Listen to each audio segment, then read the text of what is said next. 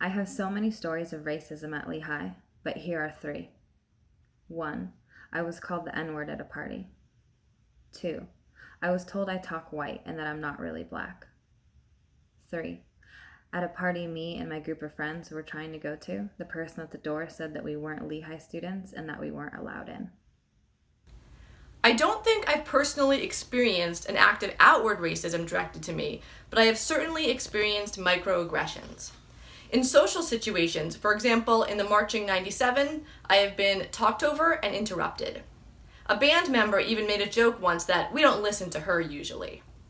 It is extremely hard for a person of color to transition to a primarily white institution when your skin color speaks louder than who you are as a person. Another instance I experienced was when I was told by my director for a Lehigh production that he was on the fence for giving me the role as a maid because he didn't want to give a wrong impression based on the fact that I'm a person of color. While his intentions were from a good place, I felt offended that those thoughts lingered in his head while giving me a role that I was proud to earn. I couldn't differentiate whether I got the role out of my own merit or out of pity. I believe that these moments at Lehigh speak very loudly to how people of color are treated, whether it is from non-people of color who have good intentions. It is extremely important that there are more events for awareness on these types of interactions. I especially believe that a solution would be if every student at Lehigh were required to take a class on implicit bias, racism, etc. For example, Intro to Sociology. Even as a person of color, I learned so much about myself and my views on others. I believe that it would be impactful if there were a safe space for students to talk about race. We cannot live in a colorblind environment, especially at Lehigh. We must continue to address these issues and share our experiences.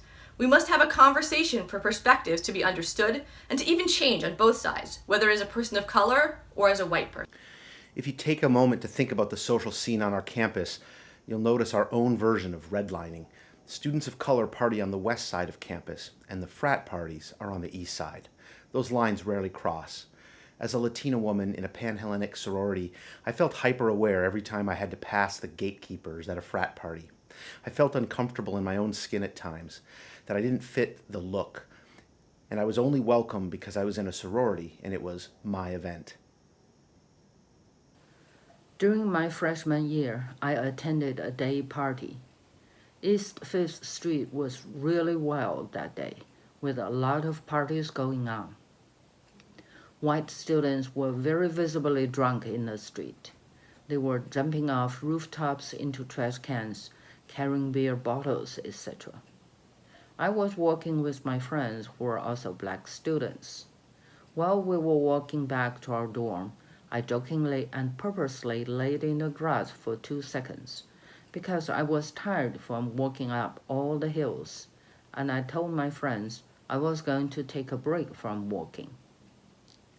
I was immediately stopped by an LUPD officer who asked me why I drunkenly fell in the grass. He rudely questioned me in front of my friends as a group of clearly drunk white students walked past, some even stumbling.